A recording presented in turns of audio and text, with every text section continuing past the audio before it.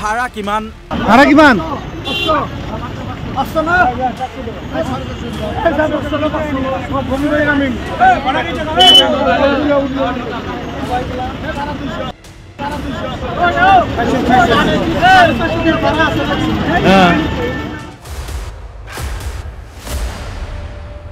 হয়, ভাড়া 500 টকা কৈছে যদিও 450 দিলেই হ'ব।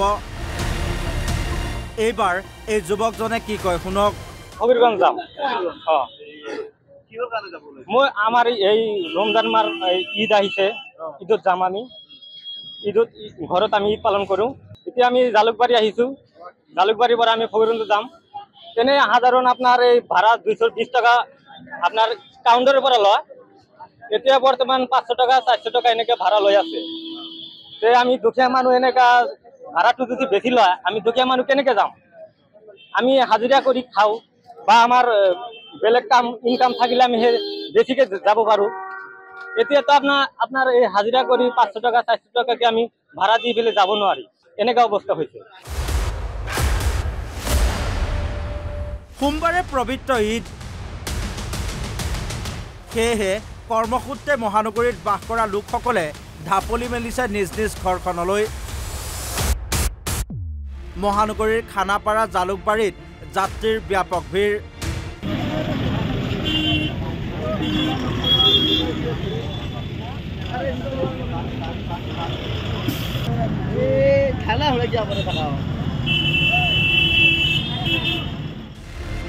কিন্তু ঈদলৈ ঘৰলৈ যাম বুলি অহা এই লোকসকল এতিয়া বিপদত পৰিছে।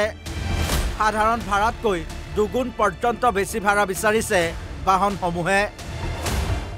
আনকি পৰিবহণ নিগমৰ অধীনৰ বাহনেও ভাড়া বেছিকৈ বিচৰাৰ অভিযোগ।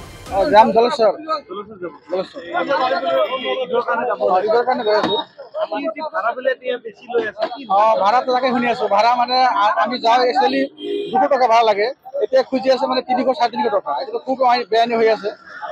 এইটো আমি মানে ইতিমধ্যে আলোচনা কৰি আছো পেচেঞ্জাৰ বিলাকে যে কোনে আপোনালোকে নাযাব, এনেকৈ যদি ভাড়া বলি ধৰা লয় এইটো নাযাব, কাৰণ তেওঁলোকৰ ভাড়া মন মুচলি লোৱাটো ঠিক নহয় ন। এইটো আমি আলোচনা কৰি আছো, গতিকে কোনে নগলেই হ'ল। মই একবাৰে সিদ্ধান্ত লৈছো, মই নাযাওঁ।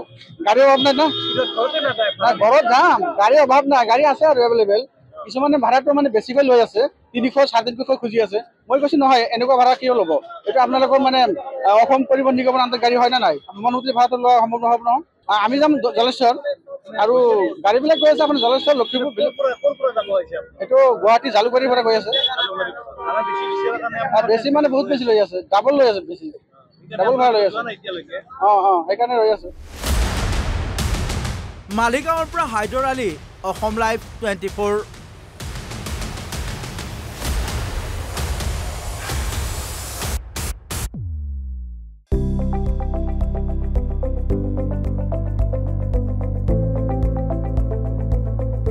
NB নিউজ, সহজ সৰল ভাষাত নৱভাৰতৰ কথা।